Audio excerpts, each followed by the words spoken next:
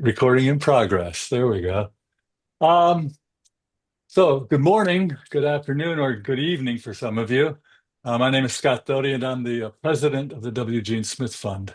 And I want to thank everyone for joining us today for this very special webinar on applying for grants. This is the 46th year. If I look to the right, that means because I'm letting somebody in. This is the 46th year of the fund, of the Smith Fund, and I'm really happy to say that we are once again giving out $67,500 in grants this year. There's the Smith Grant for $30,000, two finalist grants for $10,000 each, um, two student grants for $5,000 each, and the Howard, of course, the Howard Chapman grant for $7,500. Of those of you who are applying with the waiver, the deadline is September 23rd at 11:59 p.m. or 24:59 p.m., depending on which clock you use. And everyone Eastern applying time. Eastern Eastern time, time. Eastern Daylight Time, Mhm. and anyone applying without a waiver, the deadline is the same time on October 5th. So I don't want to take any more time from our wonderful speaker, but I do have to thank our sponsors because without them, none of this would be possible. And that's the Philip and Edith Leonian Foundation, the Joy of Giving Something, Photo Wings, Earth Institute, the International Center of Photography, the John and Ann Duffy Foundation, and Synergy Communications. So that's it for me. Take it away, Elizabeth. Hi, I'm Elizabeth Christ, another board member, and I'd like to introduce two other board members who are here today. Haley Lone, who will be handling questions for us. Haley, did you want to just come off and, off mute and say hi? Hello, hi. I'm a board member with the Smith Fund. And yeah, we would love for everyone to please write your questions you have in the chat, and I'm gonna help gather them for the Q&A at the end. Thank Thank you you. so much. And Angela Jimu is also here. So, Angela, if you want to say hi. Hi, everyone. Thank you so much for joining us. We look forward to receiving your applications and all the best. Yes, good luck, everyone. So I'd like to turn it over now to Mary Calvert, who is one of our 2022 Smith Fund grantees, and she'll be sharing images from her application. So thank you, Mary. Thank you. Thank you for having me, and thanks to the Smith Fund for doing this because figuring out grants is not an easy thing. It took me a long time. I specialize in underreported and neglected human rights issues, and I started applying for grants many years ago. And the first one I applied for, I had my proposal, turned it in, and then when the winner was announced, the winner was someone who basically had the same subject that I did. And I was thinking, now, why did she win and I didn't? And so when I saw her proposal, it really opened my eyes up because she really grabbed the jury. And she really, instead of just presenting an issue, she added something more personal to it. She started kind of letting the people who were going to be photographed really talk and tell their story. I mean, this was all written down, it wasn't audio, but it really made me think, okay, so that's how you have to grab someone. So um, I started, I didn't do that story. I didn't apply for that again. And I became aware of the issue of sexual assault in the military, in America's military. And I thought that's incredible. And so this was a great idea brought to me by my husband. And I sat down and at my desk and I started doing research. And, I'm presented with these set of statistics from various sources, and I just did research on all the background. And in the beginning, the story was a leap of faith because I had no money to tell the story. But I felt it was so important that, as I say, wild horses could not have kept me from telling this story. And I again have to stress how important it is to do your research. There's an old saying in journalism, if your mother says she loves you, check it out. And so um, as I started to make pictures and I was applying for grants, the story started to evolve. And I'm going to share my screen and show you um, Now, where is there it is. Can you guys see, can you see my photo mechanic? Yes, we see Okay, it. great. So the grant calls for up to 40 pictures, and I ended up sending 27 because I thought, I just wanted to keep it concise and straight to the point. And I had actually applied for this grant 7 times, 7 times total. And so by the time 2022 came around, the story had actually started to evolve a lot. And can you guys see that? Everybody see that? Yes, we see it. Okay, great. And so I'm just gonna show you the 27 pictures I entered, and briefly as I show them, talk about the evolution and of the proposals I did, because each proposal was a little different, because as I started to shoot this story, different chapters revealed itself. So I'm just going to go through these.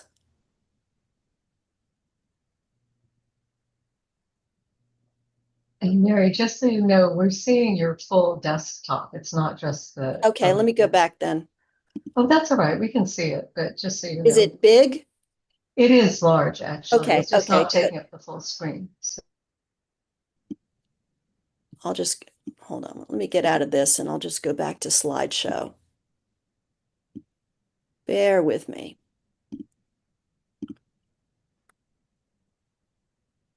Okay.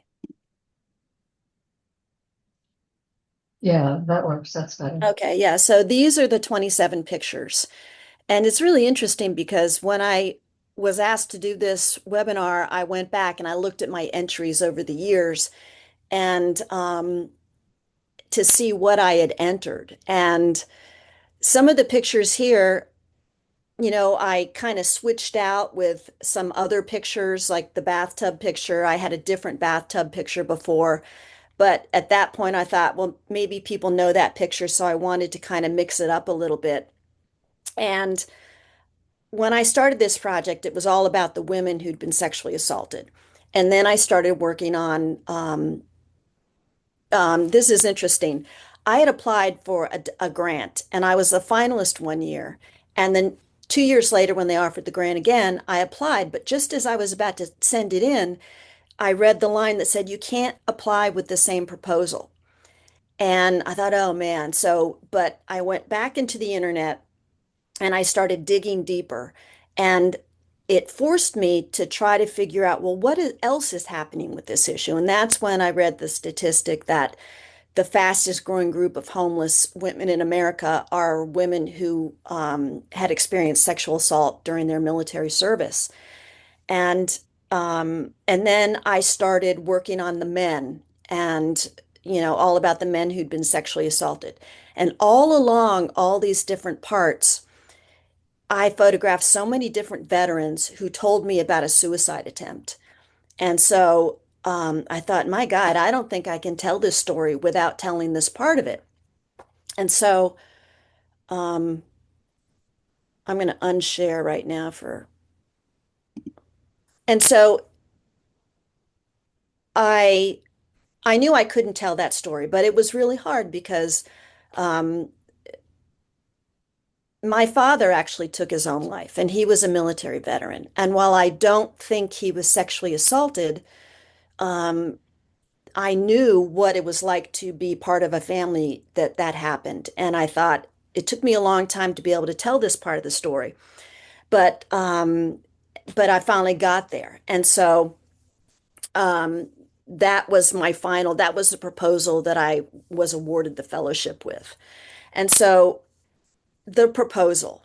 So you've got the pictures, you're showing the progression of your story, you're showing that you've been working on it, which is all really important. But then you have your proposal. And there are a couple of different parts. You have to give a description, and that's where you reveal the issue.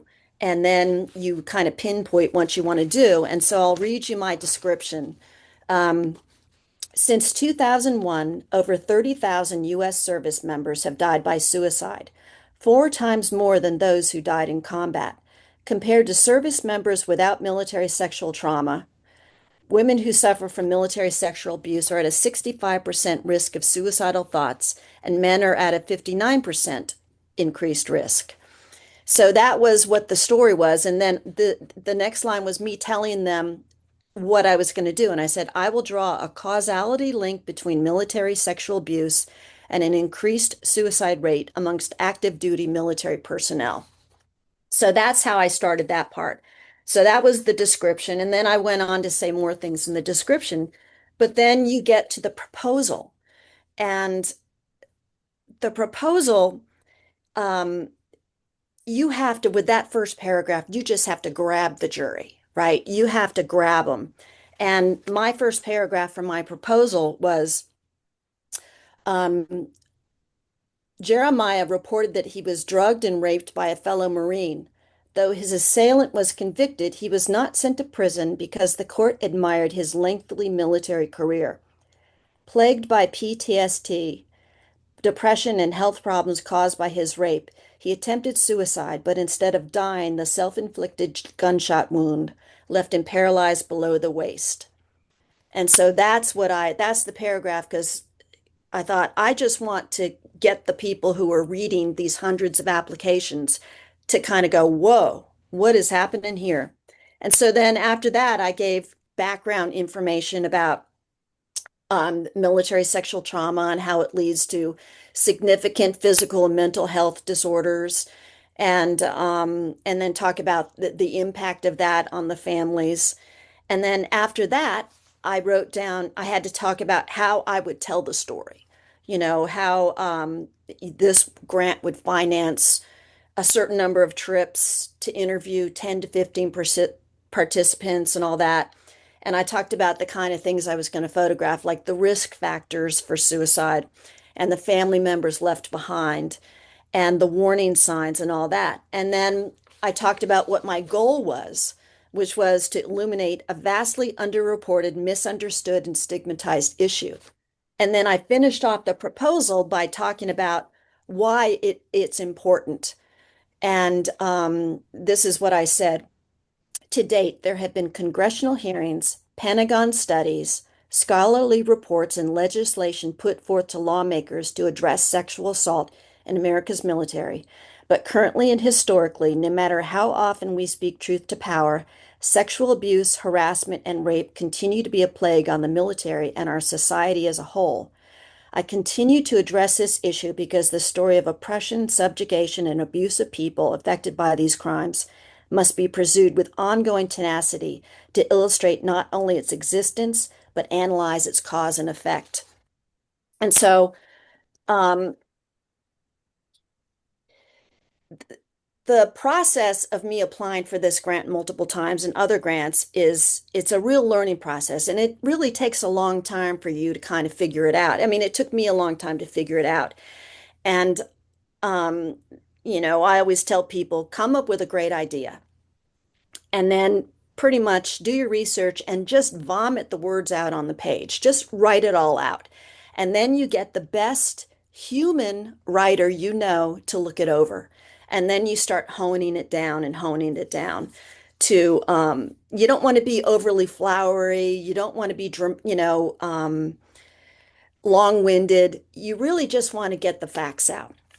Add something personal, get the facts out, and your proposal will start to stand out. Because the Smith Grant is very, very competitive. And the foundation of proposal should be built on detailed research from credible sources. And you need a unique perspective on an underreported issue or a fresh view of something that has been covered, like the war in Ukraine. Because when the jury receives all these proposals, and how many proposals were there? Like 800 or something? They're going to see 30 or 40 Ukraine proposals. And the proposal with that kind of subject that's going to stand out is something that the judges have never heard before about the war, something that's so unique that sets them apart. And really, with the proposal, it's your job to make the jury care, because the overly flowery, long-winded proposals are just going to be oh my God, do we have to read more of this? And then the ones that are concise, to the point, well written are going to really stand out. And then, of course, your pictures have to stand out. And so that's in a nutshell what I have to say about that. And I know Elizabeth is going to ask me a bunch of questions, which is great. And I can always go back to Yeah. pictures too. Okay, great. I was just curious, Mary. So when you were preparing your application, you mentioned showing the text to someone. Did you show your text or your edit, your image edit to anyone to get their feedback and then sort of, tweak or alter your submission because of that? Uh, well, yeah. I mean, I always, I live with a really great editor and writer. And so he's been very helpful where he, a good editor will help you learn how to say something in a concise way and will help you make sure your proposal has some kind of flow, which is really important. And then the pictures, as I said, when I first started applying for this grant, I had a certain part of the issue that I was covering, but then it started to evolve. And so I wanted to show in the pictures that presented that the story was evolving and that I was progressing. And because I think the Smith people really like you to show that this is an ongoing thing, that you've been working on this, and they want to see how you're progressing because that gives them a good idea of how you think and how you can push your story forward each year that you apply. And I urge everybody, if you don't get it, apply again. You know, that's really important to not let that kind of rejection get you down. I think that is a really important point because we have many grantees who have applied repeatedly over the years. And the truth is, because the judging panels change every year, you could have a judge that comes to it with a completely different perspective and is suddenly really struck by your idea or your particular approach to it. So I think that is a good thing to keep in mind. Another thing I always like to mention to everyone is that for the Smith grant, the primary grant, you can apply either with the work that's in progress, which of course is in a way easier because you have images from that project and the judges, can be convinced by just seeing what you've done already. But it is also possible to apply for a project you have not yet started. And then, of course, your text has to be incredibly persuasive about, what you're planning to do with it. And especially, I would say, what you how you hope to surface the work afterwards, what you plan to do with the images, whether you're going to create a new website or whether you're going to bring it back to the community. Another thing we saw in Mary's work is incredible respect for the people that she's photographing. And I think that's one thing that judges always look for, is to make sure that you have a particular um, amount of respect in terms of the way that you're presenting people and being careful about the impact that it's going to have on that particular community. So, but anyway, if you're applying for a new project, you have to be very persuasive in your text, and then you can apply using images that are similar, that somehow from previous work, persuade the judges that you're going to be capable of doing the new project. So I'm curious, Mary, when you were deciding, what to apply for, and did you apply for many different grants? And what was it about the Smith grant in particular that, kept you so dedicated applying year after year? Well, I mean, the Smith Grant is really one of the legacy grants out there. You know, it's been around for a long time and it's extremely prestigious. And I really knew that the people that were going to be looking at the work really cared about projects like this and really supported photographers. And that stood out to me. Mhm. And that's what kept me coming back, and it's also really good for you to do this if you're putting out a story proposal because it really forces you to kind of organize yourself. And I think it's a really valuable exercise, and it just helps you hone your proposal down. I totally agree with that. I think it really helps you understand your own project in such a different way, when you have to go through this process. And I'm sorry, one thing I wanted to follow up on, which I forgot to mention in my earlier comment, is that the student projects must already be started. They must be in progress. You cannot apply to the student grant with a new project that you haven't started yet. So that's just another thing to keep in mind. So I also felt when I was looking at your images, Mary, that it was one thing that, you sort of teach us by your selection is that there can be no weak images, and especially the first image and the last image really have to be powerful and really, first grab our attention, then sort of give us a sense of closure with a really strong sense of, what this project is about and why it's so worthwhile for us to support it. So that's another thing that I'll just mention. But and if I can ask, I mean, how do you feel about what you did with the grant, afterwards? Was it really a benefit to you to have the grant, and were you able to really make progress on your project afterwards? It's an enormous benefit to be able to do this with grant money. Because you get the time to allow a story to unfold naturally. Mhm. And I didn't want to do a series of portraits with this project. I wanted to really show people what it was like for the people who were going through this. And I had the freedom to be able to travel some and to really work on pushing the story forward. And it's an ongoing thing. I mean, I still have a lot of work to do on it. I still have a lot of pictures to edit from the last couple of visits I've made with people. And you're not seeing any of the work because I wanted to show the work that I entered with. Right. And so yeah, there are so many different reasons why this is a great thing to do. And to the thing about showing sensitivity to the people you're photographing, one of the ways I do that is before I go and make one picture, I talk to the people, usually on the phone, and I tell them what I'm doing, and I tell them that it's a photojournalism project, and I have to show what this trauma has done to their lives. And that means I'm going to be taking pictures at times where it's very sensitive, where they might be upset or crying, and how it's important to show that so that people get the idea, so that people really start to internalize what this is like. And I told people that I had them sign model releases, and so right there, they've got this foundation of trust between the photographer and the person being photographed. And then when I'd get there, I'd say, you can tell me as much or as little as you want. I do an interview and then I just hang around for a few days at all different times of day or night. And I never pressured somebody. If somebody, I said, you can change your mind at any time. Like I had bought a plane ticket. I was on my way to fly to see this one guy and he called me. He says, Mary, I just can't. I just can't do this anymore. And I said, no worries. I said, you need to do what's best for you. If you ever change your mind, give me a call.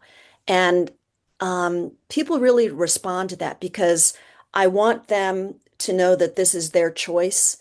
And um, and also people say, well, when you talk to these people and get them to tell their story, does it really re-injure them?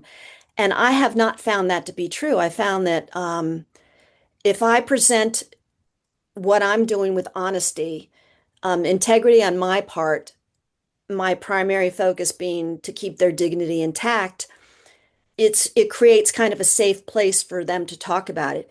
And the crazy thing is, I've had more people say, this was actually really therapeutic. And so, and that's, I think, okay, when I hear things like that, I know that I'm on the right track. Right. No, that must be so reassuring. And the fact that you can back off and just give people their space and their autonomy to make those decisions, I feel like that's what really builds trust too, so that whenever they might be ready and you have time together, they're more willing to share their actual, authentics of the reality with you. So it's great. One other thing that I'll mention that I also thought your application and your images did a good job with is that sometimes I think when you're judging, one thing that is a little bit of a red flag is if there's a disconnect between the text in the proposal and and the images. It's kind of like if your images are doing something really different from what you say your project wants to do, that's another thing you might want to look out for, when you're sending in your application. So, and one last thing I just want to, before I forget, there are no AI generated images that are permitted for this particular grant. So, I mean, it's fine. I think people now are beginning to understand that they can rely on AI to write their text, and we don't have a prohibition against that. Scott was mentioning that a few days ago, but for the images, we can't have any AI generated images. So I think we already have a lot of questions. Haley, did you want to go ahead and read us some of the questions, and Mary and all of us will try to answer as best we can. Sure. So I'm just going to kind of combine some questions here. So the first one being, are photographs that include integrated text, such as words or short phrases added to the images, admissible for submissions to the grant? And do you take mixed media projects for the grant? Scott, do you want to take that first? Sure. Yes. Good. Yes, we do. I mean, I think we're interested in, all different ways people want to try to tell stories today, as long as it's, it holds within our mantra of like, it has to be, socially conscious, has to be truthful, it has to be honest work. And that, but like, I think we have so many new opportunities and different ways of telling stories that we want to embrace that as a fund. Yeah. And I'll also say that I think we have a real range of judges every year. There's some people that are Yeah. more from the fine art world and some people who are, from a more sort of journalistic end of the spectrum. So, we can't predict sort of how they're going to respond to things, but as far as the competition, for a grant, we're open to anything other than, AI generated. Yeah. I mean, everything within, as long as it's honest and as long as you're doing it and you have a purpose and you can explain that purpose to the, in your proposal to the judges, this is why I'm doing this and this is why it's important. Haley? Thank you. And okay, next question. So, someone has asked, can I apply to more than one grant at the same time? And is it okay if I end up receiving multiple grants? No, my understanding is that, for instance, you cannot apply to the Smith and the student grants. It says that in the FAQs, you can only apply, you have to choose one or the other. So I don't know if we've ever had anyone apply though for, say, for instance, a Smith grant and a Chapnick grant. That might be a whole different thing. What do you think, Scott? But I think also the question is more about, can you apply for grants outside of the Smith grant? You can apply for any other Oh, I grant you see. want to apply for. Right. Within the Smith grant, you're sort of, if you apply for the student grant, you're applying for the student grant. You can't apply for any other grants within the Smith. And I would probably say probably not the Chapnick as well. I think you got, I mean, we want people to focus on one thing and do it really well and really shine with that. But in terms of like applying for grants outside of the Smith grant, apply for every grant you can. I mean, money is money. It's important. It's a way to get the work done. You can't, just because you apply for the Smith grant, you may or may not get it. Who knows? But like don't be, you use what you do for the Smith grant to apply for other stuff as well. That's true. You can sort of multi-purpose, Yeah. repurpose a lot I of mean, your. this webinar is not just about applying for the Smith grant. We don't say how to apply for the Smith grant. We say how to apply for grants. And this is a good sort of like way to think about how you apply for all kinds of grants. Yeah, I think Mary had Yeah. a lot of really valuable lessons on Yeah. that. Thank you. Another question from the audience is, what value does the cover letter bring to the application? It's like, There's I not don't think really we a don't ask for a cover cover letter. letter. Yeah, we don't ask for one? Okay, there we no, go. there's just a project description or project proposal. So. And another question about waivers. So, well, about two, combining them. So what is the difference of applying with or without the waiver? And with the waiver deadline coming up, do we only have 2 days to apply with a waiver? Yes, because Yes. we opened. When did we open for We applications? opened July 2nd, so that Yeah, so you've we've had given a plenty of lot. I time. feel like we've given a lot of time for you to get ready for Yeah, this. yeah. So for the Um, waiver, basically, if you look on the Smith Fund websites, we have probably 15 to 20 organizations that we partner with around the globe. And basically, you have to align with the demographic sort of specifications of each group before you go to them and ask for a waiver. You don't, with most groups at least, you don't technically have to be a formal member of that group. But for instance, if you go to Diversify Photo or Women Photograph, you do have to fit within the sort of parameters of their membership to ask them for a waiver, and then basically you don't have to pay the fee to apply. So, and for the and, Chapnick, it's free anyway. But so and I do have some discretionary Smith Fund waivers that I give out as well, depending on the situation. but it is meant to be for people who really don't have the means to be able to pay the application Exactly. fee. We want to That leave the that I mean, waivers for people who are and actually in need. So.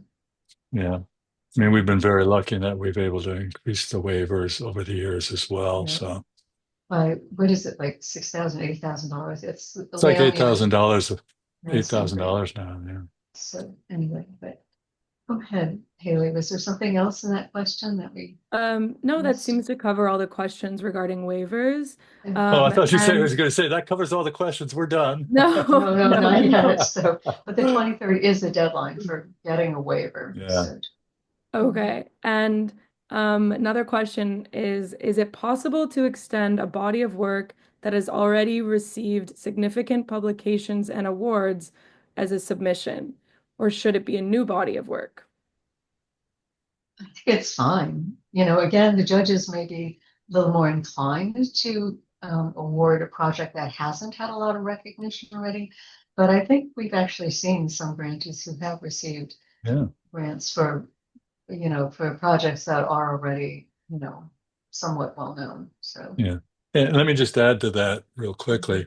It's this is not to create a book or to create a show or anything like that. It is to extend. And so if you've done that work, you've had some shows or whatever, and you want to continue the work and expand on what you've already done, I would say that, then apply for the grant. If you're looking just to say, okay, I want to I have a book project, I want to turn this into a book and all this. Well, that's the grant isn't for that. right. It's not for like creating exhibits or anything like that. It really is to allow somebody to have a year or a little longer. Everybody takes a little longer It's 18 to months. to really to really count to really um, have the opportunity to dig deeper and deeper and keep moving. If you look at Mary, I mean, she applied many times, but she just kept going and going and going with the project. I mean, to me, the ultimate thing is like, if you will do you have this project that you will do whether you get the grant or not, because it's in your heart and you just need to do it. Um, and that's really, and what we want to do is to give you the opportunity to like continue that and and really allow that passion you have for it to like explode. Yeah, but that's a great point, Scott, that the Smith and student grants are for the creation of the images themselves. And the Chapnick grant is really meant for organizations who are engaged in any kind of educational activities with a very broad definition of what educational means. So that then you could get into, mounting exhibitions and kind of things. So Oh, Um, and also, sorry, Haley and Angela, please jump in if you have any thoughts you'd like to add to any of these Q&As. Yeah, Sure. please. okay. Another question, just combining some questions regarding the budgeting. So, the first question is, how much of a budget breakdown do you need in the application? And just adding this in there, if a project requires traveling, can the grant be used for travel expenses? Scott, go ahead. I mean, Yeah. we don't want to really, we don't want a nitty gritty breakdown. You know, we figure you'll know how to you want to use the money. Yes, you can use it for travel. I mean, whatever, use the money. You can use the money for whatever it's going to take for you to like work on, to like do your project, to like really invest the time, invest your heart and soul into it. You know, it's not about, you know, we're not looking for like, you know, an Excel sheet with every little thing because you don't know what's going to happen. We don't know. And it's not the point of why why you're getting the grant. You know, the grant, you know, you would, you know, what you want to do is sell your idea and you know, sell the, you know, I'd rather you spend time honing down the images, um, editing your proposal and don't worry so much about um, the budget. The I budget, mean, you know, most of the you will know. applications, yeah, We don't get a they lot. The they don't budget is even not that big a include deal. budgets. You don't Yeah, need to include a budget at all, honestly. So, but you can yeah, use the money for, travel, yes, but also, childcare, hiring a consultant or paying an assistant. yeah. I mean, I basically mean, anything that helps you make those images. yeah. I mean, if it helps to use some of the money to pay your rent, that's okay because it's still allowing you to continue the work, and that's really the bottom line. For you to And be we able to don't go need a out there budget. and yeah, for you to go out there and really and do the work, Mhm. and that's it. Thank you. Also just combining some questions we had here. So it seems a few people have been asking, one regarding kind of the student grant, another from someone who's doing their PhD, another person who's been working as more of a video filmmaker. They're kind of asking if it's worth them showing past work they've done in their application that is different than the work they are applying for the grant for, if that makes sense. So um, kind of like, I guess, showing things from their portfolio, even if it's not the project that they are asking um, for grant money from. So, um, does that question make Yeah, sense? no, I understand. Scott, did you Okay, want to? so for Yeah. example, the someone said, question for the student grant. I've been Mhm. working on a story for my PhD for almost a year. Do I submit images from the current work only, or do y'all also need past work, other stories that are completed? For the student grant, you would just from the work that you're planning on doing. I think that's right. So, And is and that also for, true for student That's not grant? true for the Smith grant. yeah, Okay. Smith grant you can use, you know, the student grant, we just want to make sure that you've got a body of work and you know and you're going forward with it. The Smith grant you can use previous work that um, allows you to, you know, that will show the judges this is how you work, this is how, you know, how you plan, you know, to give some sense of how you're planning to move forward. But you know, you want to show the judges your eye, how you see the world, how you do stuff. I would say it also depends a little on how far along you are with the project that you're applying Yeah. for. If you don't have very much, then you could use previous project, but I think it's sort of less confusing sometimes to the judges if you only use images from the project you're applying for. But of course, you only want to send in strong work. So Yeah. if you haven't gotten very far, then you can use previous work, is what I'd say. So Yeah. You will, you know, put your best foot forward, as they say. yes, right. So Or put your best images forward, I guess. yes, right. Um, Mhm. we also have had some questions around the descriptions. Um, so one was very distinct. It was from Mary. Hey Mary, a question for you. During your presentation, you use the words description and proposal interchangeably. Would you mind re-clarifying what you focused on in your project description and then the proposal? Sure, sure. Okay, so for my proposal, um, I did like my first paragraph was really strong, and then I went into the background information, and then I went into how I was going to accomplish this. And then I finished with, why it was important to tell this story. And then for the description, I think what is I'm looking at the description is a concise synopsis or summary of the project. This outline should be brief but comprehensive. Ideally, the project will be journalistically realizable, visually translatable, and humanistically driven. So that's what I tried to do with my project description. And I mean, I suppose there was a little bit of, you know, uh, similar things I talked about in both. And I'm only going on what I presented when I applied for this. Um, so yeah, I hope that helps. Yeah, well, that's great. The description is just a shorter version, basically. Yeah.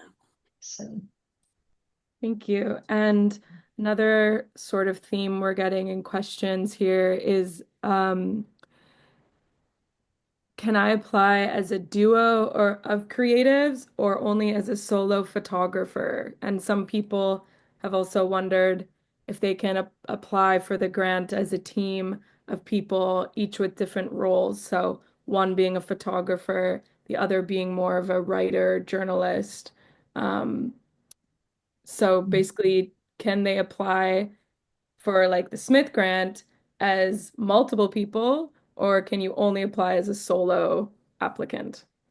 Scott, didn't we change that like a year or two We, ago so that yeah, you multiple can, teams are allowed yes. to apply? Yeah, we allow collaborations. Yeah, but Okay. I think that honestly, most of the teams that have applied in the past, they've both been visual people. I'm not sure it makes sense for a team to apply with a writer. It might just make more sense for the photographer to apply on their own, but I you mean, know, we don't have a rule against it. yeah, I think that's right. So, I mean, I think, mhm. I mean, I remember as a photographer, I used to love to go out with writers. It was great. Sure, Yeah. sure. It helped Yeah. develop things in a way. So, Mhm, I certainly personally wouldn't be against it. And mhm, we don't have anything saying you can't do it that way. It's, we allow right, collaboration. So how you create that collaboration is fine. mhm. Go ahead, Okay. Haley. Thank you. Um, and another question is we have a few questions regarding the content of the media being applied. So, is it worth applying with a project that is not a quote unquote hot topic, but about everyday farming folks? And also, what are the rules about projects that include illegal activities in the photos, such as potentially drug use or trespassing or etc.? Well, you can see by the grant winner in 2024, Irina Verni, that you know, her project was about the cultural implications of women and men with long hair. So it doesn't have to be, a high profile news issue that is considered, viable. And Scott, do you want to answer the question about illegal activities? So, Yeah, I mean, I think we we certainly would not we're not, I think it's part of if you have permissions or if it's always that's always a tricky question because mhm, I think I think you if you're depending on the story what you're doing depending if you're I think I would if it's somebody you have a relationship with somebody that you're working with it's and they're doing if they're participating in illegal activities I think I think, you can do that. I mean, I think it's part of, what we, in certain stories, it's inevitable. Um, but also I think if you're like standing 300 feet away and shooting with a 300 millimeter lens, I would be a little more like, that's kind of, to me, that's a little questionable. I think, but that said, I don't think we have any rules against it. I think, what I'm more concerned, I think takes on that bigger concern of how we treat people, how we react to people, how we, as a community, it's our responsibility to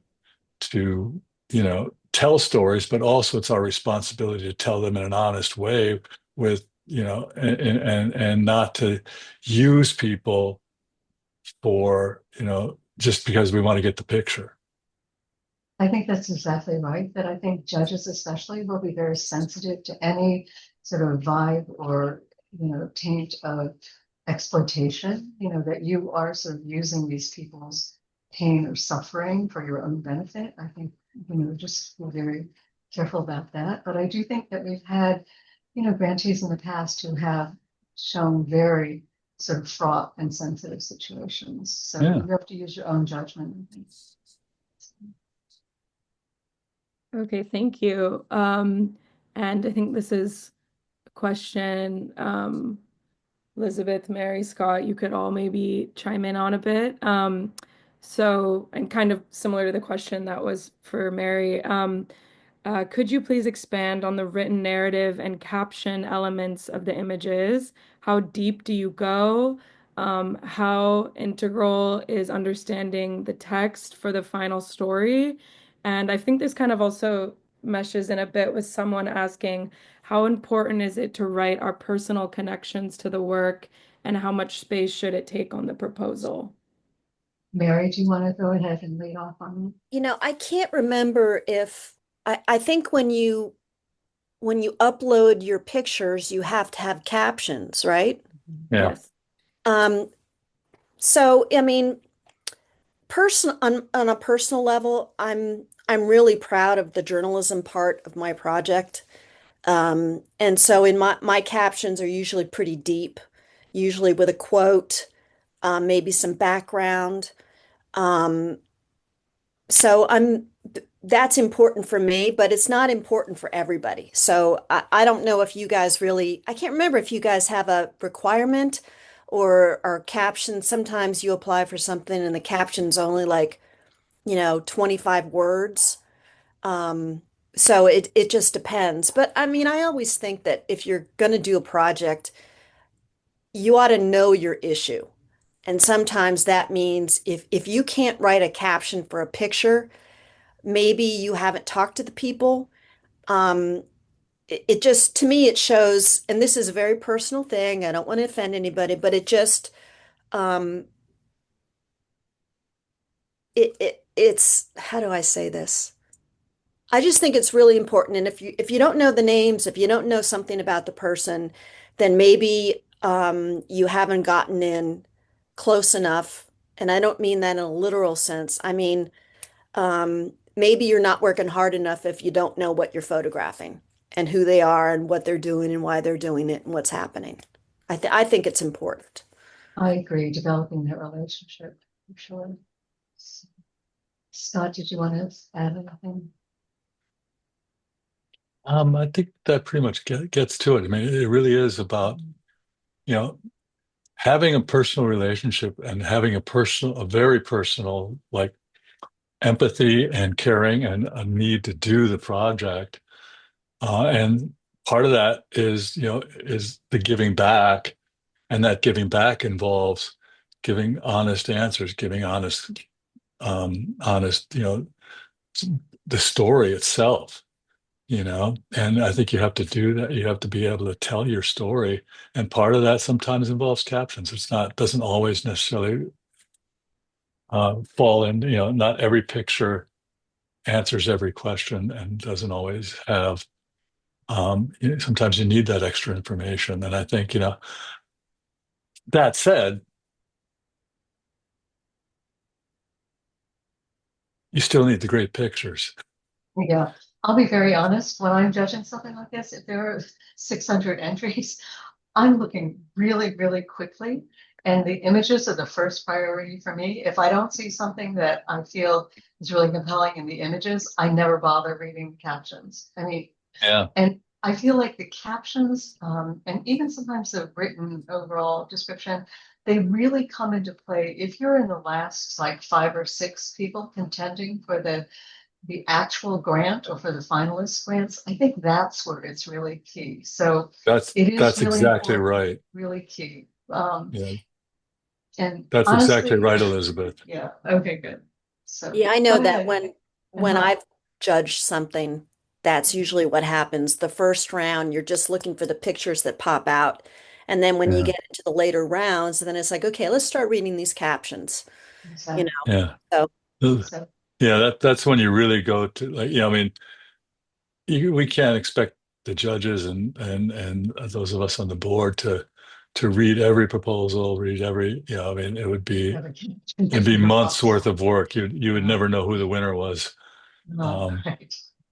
So, but okay. so concentrate first on strong edit, strong sequence, and from there, but then remember that when it gets down to it, things get, once you get down to that final 5, 10 people, it gets really pretty evened out. Right. Everybody is Everyone is strong, everybody worthy. is good, Yeah. everybody's Yeah. worthy, and we start saying, God, I wish we had more money so we could give Right. out more of this, right? Because everybody deserves something. But that's when you start looking at, okay, let's look at the proposal. Are they expanding on like what they can do? Are they bringing in the community? They're doing more than just saying, I want to create images? There's all kinds of things that can come into play there that I think is really, that's when you really want to, you know begin to think about how you write these proposals. How can you differentiate it from another something else? How are you gonna bring us something new? We're gonna go, oh, that's really interesting, man. That's something I would really like to support. So, we're coming up on the hour, but I'd be happy to stay on a little longer since I know we still have a lot of questions coming in. Mary, if you need to go, please feel free to leave at any time. okay. But No, you have and to stay, Mary. You're not allowed to leave. Well, You're here I'll forever. stay. I'd like to stay. I'd well, like to hear the questions. well, Yeah, we're I'll so stay. grateful to you, Mary, I'll Thank say. you But so yeah, much. yeah, thank you so Yeah. much. Haley, if you don't mind staying a little longer, we could go ahead and ask some more Sure. questions. Am I Angela, feel handling free to eat your questions? dinner while you're here, Yes, if you right. stay. Uh, You. go ahead, Haley. So, Oh, so another good question is, someone has asked, if you are a documentary photographer working on a slower project that is specific to your community, but has a larger message for the wider international community, is this an appropriate grant to apply for? Or is this a grant more geared for stories that are seen as immediately pressing and topical? You are exactly the kind of person that should be applying for this grant. sweet. Yeah, it's the whole range. So keep going, And Haley. And I Yeah. would assume that also ties in a bit with another question. Someone was asking, they asked, I am wondering if a body of work that we submit can have started years ago, and if so, how many years ago, is it okay that I started this work? So like how old can a project be? I mean, personally, again, it's really up to the judges, but personally, if I were judging, I would say that's great, that's fine. Yeah, But me too. I would like to see some current activity. I want to see that it wasn't something you did 25 years ago and then you haven't looked at it since, Yeah, something I you're mean, still working on. yeah, Mhm. because Um, people spend years on projects. So, whether it started 10 years ago, and maybe this allows you to sort of bring it to some kind of closure, or just it's turned, something has changed and now you want to go there with it. Totally. And if anyone in our audience goes to our website, you can see it on our recipients pages that some of the past recipients worked on their projects for decades. Another question is about Look at Gilles Perez. Right. Also, I see that Ireland. people are starting to leave. So if you have any other questions, just go to our website and there's a info@smithfund.org. You can email questions and Scott will personally answer them. Yes, I will. But we'll stay on a little longer for more live questions. picture and another question was, if successful to the grant, is there ongoing support given throughout making the work? For example, reviewing work in progress. Do you give advice to help the project come together? I wish I could say yes, but the answer is no, because nobody has the bandwidth. We're a very small volunteer board, and we just don't have the capacity to do this. Okay. And we're getting also lots of detailed questions about how to submit things online. I do recommend to the audience to, yet again, go to our website. You can start your application, which you can always save and come back to. You don't need to do it all at once, which might help understand some of the technical details in applying. But some people have wondered about the number of images to submit. Is it a must that they submit 40 images? And they also are wondering if the judges will look at their personal websites. So Angela has kindly posted the email. You can send any questions with specific, especially technical or logistical kind of questions, and Scott will help you with the picture end of things. Well, and just let me say, Pictor has a very good, question thing. So, don't, if you get stuck, don't immediately say info@smithfund.org, because I'm going to be going to Pictor to look at it most likely anyway. Yeah. So, they do have, it's not a difficult site to work with it. That's one of the reasons we use it. So, and if you do have questions, start in there, Q&A. Yeah, there are a lot of really great FAQs there. And in terms of the That's number of Thank you. images, FAQs. That's the word. That's we're what I was looking for. for. Right. Yeah, they're Oh, no, posted on no, Q&A is our not right, website. but it's something like that. So, but also in terms of the number of images, the limit is 40 images for the Smith grant, and actually for the student grant, it's 39 because you have to enter your student ID as your 40th image. And there is no image requirement for the Chapnik. But please take note, Mary only submitted, 27, did you say, or something, images? Yeah. And Adriana, who was the grantee in 2024, only submitted 25 images, I believe. So people are very tight with their images because they really want to present the strongest set of images. And so don't feel the pressure to go up to 40, because if you're adding weak images, that's going to torpedo your application right there. Yeah. I always like to say less is more. And I know some people have asked about like multimedia or video. And Scott, you said, right, that it's possible for people to upload Yes, video. you can upload video.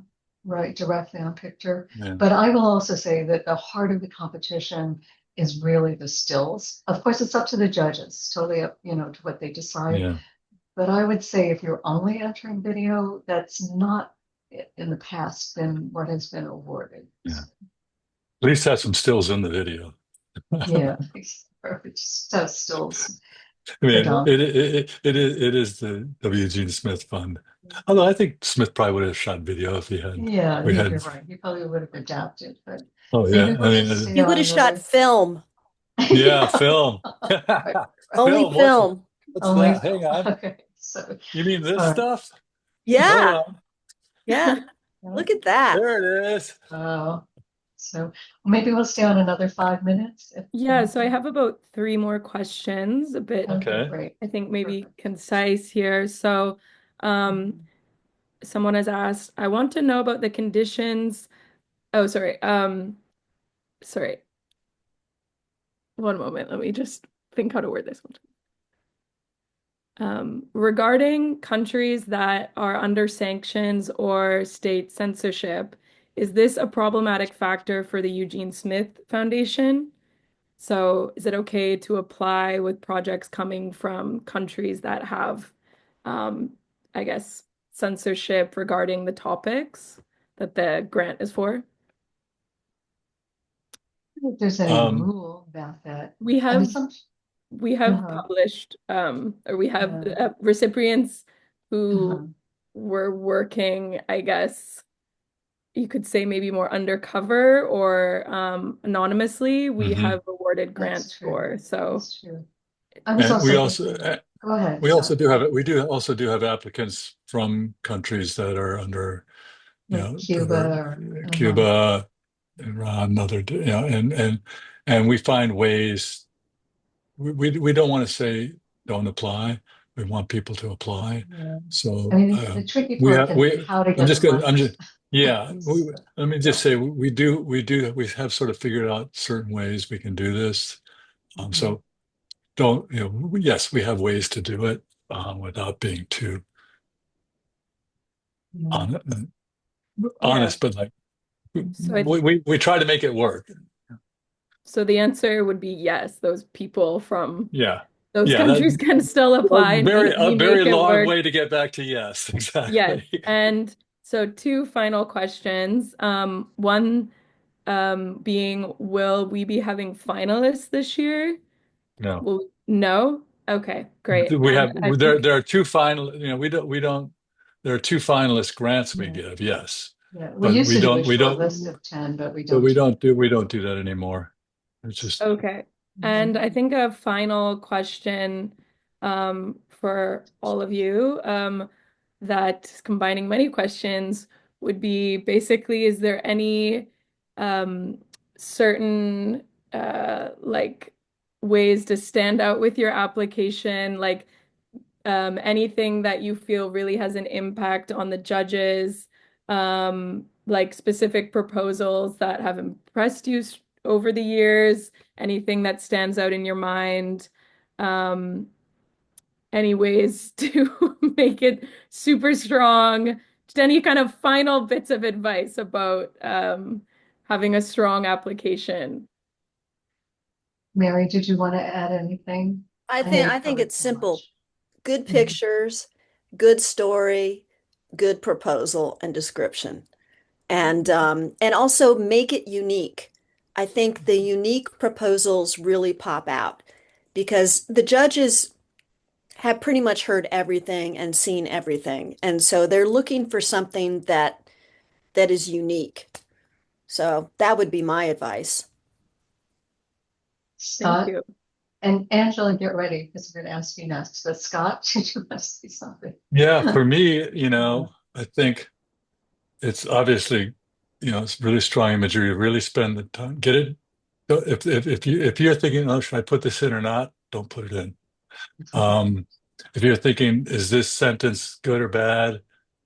Get rid of it. But to me, really, it comes the most important thing always in my mind, especially with grants and with anything, is like make it something that no matter what happens, whether you get a grant or whether you don't get a grant, make it a story that you have to tell no matter what. That, like, you know, I'm gonna continue working on this. I believe in this. It's grabbed my heart, it's grabbed my soul, it's grabbed, you know, it's just like something that I have to do this.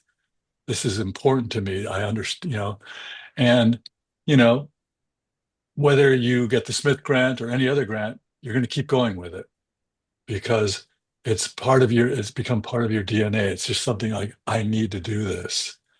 And I think that somehow really comes across to the judges, to those of us who are looking at it, to those of us who are, you know, giving the grants.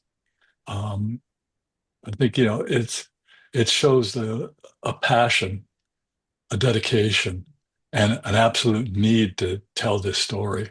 And if you got that, you know, then, you know, the rest of it's going to be a little easier in a way. Angela and Haley, I'd love to give you both an opportunity to come on camera and just add any last thoughts or advice. Or Angela, are you still with us? I wasn't sure. Yes, He yes, is. I'm in the dark now. We don't have electricity, so I don't know if you can see me. We can see your We, background. we see the globe. Yes. Go ahead, though, please, if there's All anything you right. want to add. That's representing me. Okay. Thank you, Mary, for your great presentation. I took a few notes, and I would just like to reiterate that what Mary said is very important. You need to research, you need to dig deeper and come up with a unique story. And then when you do your write-up, ask someone to look at it, and you need to present facts. You also need to think about underreported stories, like Scott said, something that you will be able to work on despite not having a grant, something that you're passionate about, and you can still carry out without a grant. The fewer pictures, the better, as long as they are very strong. You don't have to submit all 40 pictures. They just have to be strong. Yeah, so that's what I got from Mary's presentation, and I wanted to reiterate that. Thank you. Thank you, Angela. Haley? I think I agree with everything all of you have said, and I just want to kind of remind the audience that if you're wondering, like, oh, could I submit like archival work or video or something, I would recommend for you to, yet again, please go to our website and look at past grant recipients, and you might notice that a lot of them have done multimedia projects or worked in pairs or used archival work. And you could also look at what sorts of projects they did. And we also have lots of their project descriptions on our website and their captions. So I hope that helps everyone. Great. And also this will be up on the website, this webinar. Yeah, we have previous info webinars and so forth. So you can always check those out. If you're going like, wait a minute, they said something, what was it? You can go to the Right. website. And I'll just add one or two other things also in terms of the actual application and possible responses from the judges. I just know when I'm judging, for me, one of the most powerful factors is the emotion and how I'm reacting to the people and the images. And for me, a lot of times what makes the emotion or what sort of creates the emotion in me as a viewer is the light. And of course, it's on top of, the actual what I'm seeing, the content of the image and the composition, of course, but there's something about the light that often really creates powerful emotion for me, and I'm really connecting with what's happening in the images. And the other thing I'll say is I do think judges really respond strongly to if you include any kind of component about what you plan to do with the images, even though the grant is for creating the images, but if you talk about what you're going to do with the images, like if you are going to have an exhibition at the end within the community, for instance, that you're covering, or, you're using it for some other, purpose that is for the forces of good, I think that can help influence people's take on, your particular application. So I'll go ahead and just wind up by repeating that the deadline for securing the waivers from the different partners listed on our website is September 23rd, just a few days from now. The final deadline, and I'm told that we probably will not have an extension, is October 5th. We will not have an extension. Okay, so that's an important thing to know. No extensions. But if you have other questions, please go to info@smithfund.org. And, Scott will answer your question. So thank you, Mary, especially. We're so grateful to you and to the other Thank board you so members. much. Oh, Thanks, thank you. Mary. Thanks for having me. We're so delighted and so grateful. And to Haley and Angela and Scott, thank you so much for answering, and for all of you for coming. So thank you. Really. Thanks, Elizabeth, for putting it all together. Take care. Bye. Good luck. So I'm going to end this now. Thank you. okay, great. Thanks. Thank you. Bye-bye. Bye.